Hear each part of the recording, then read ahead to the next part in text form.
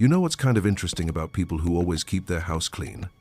It's usually not about cleaning as much as you think it is. From the outside, it looks like discipline or maybe even perfectionism. But underneath that, there's usually a deeper pattern driving it. Because a consistently clean space doesn't happen by accident. It's the result of how someone thinks, not just what they do.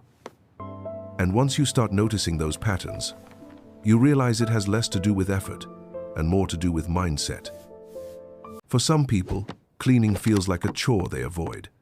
But for others, it's almost automatic, like brushing their teeth. They don't wait for things to get messy. They maintain order before chaos has a chance to build. And that difference right there completely changes how their environment feels every day. One of the biggest traits is how they view their space. They don't just see a house, they see a reflection of their mind.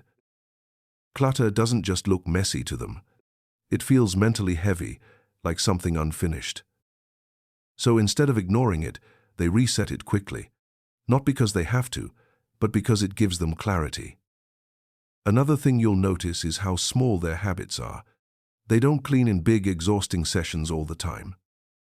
They clean in moments, little actions throughout the day. Putting something back, wiping something down, fixing things instantly. It's almost invisible if you're not paying attention. But those small actions prevent bigger problems later. That's why their space always looks consistent. Because they never let things get out of control. There's also a strong connection to control and stability. A clean space gives them a sense of grounding. Even when life feels unpredictable or overwhelming, their environment stays calm, and that matters more than people realize. It becomes a way to regulate stress without thinking about it. Order outside helps create order inside. Another pattern is how they make decisions quickly. They don't overthink where things should go.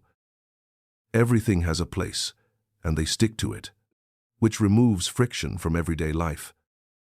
That's something most people underestimate. Decision fatigue is real, and clutter makes it worse. But when your environment is organized, your brain doesn't have to work as hard to function. There's also an emotional side to this behavior. Some people clean because it gives them a sense of peace. Not in a dramatic way, but in a subtle, steady way. Like things are under control, even if life isn't perfect.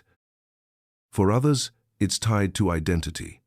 They see themselves as someone who keeps things together. And their space reflects that self-image. So, maintaining it becomes part of who they are. But here's where it gets more interesting. Not all clean people are the same. Some do it out of calm and intention. Others do it because disorder makes them anxious. So the behavior might look identical on the outside, but the reason behind it can be completely different. That's why understanding the psychology matters, because it tells you what's really driving the habit. Another trait is how they handle transitions. They reset spaces as they move through their day. After cooking, things go back immediately. After working, the desk gets cleared. They don't leave things for later, because later usually turns into never. And over time, that builds consistency. Not perfection, just consistency. You'll also notice they value simplicity. Less clutter, fewer unnecessary items, cleaner visuals. Because the more you own, the more you have to manage mentally and physically. So they reduce what doesn't serve a purpose, which makes everything else easier to maintain. Another thing is how they associate cleaning with movement. It's not always a separate task, it's part of their flow. They clean while doing other things. While cooking, while talking, while transitioning between tasks. That's why it never feels overwhelming, because it never piles up into something huge. There's also a level of awareness involved. They notice mess faster than most people. Not because they're obsessive, but because their brain is trained to catch it early. And early detection changes everything. Because small mess is easy to fix. Big mess feels exhausting, and that's what most people try to avoid. But here's something important to understand. Being clean doesn't always mean being perfect. These people still have messy moments.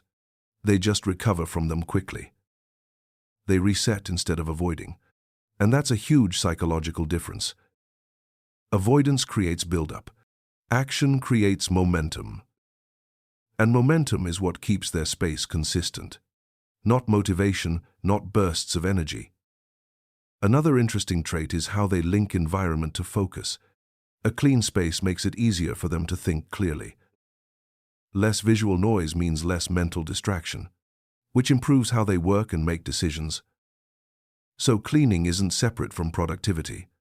It's directly connected to it. Now here's something you might not expect. Some people use cleaning as a reset for their emotions. When they feel overwhelmed or stuck, they clean something small to regain control. And that small action creates a shift. It brings clarity and reduces mental pressure. Over time, that becomes a coping mechanism, a healthy way to reset without overthinking.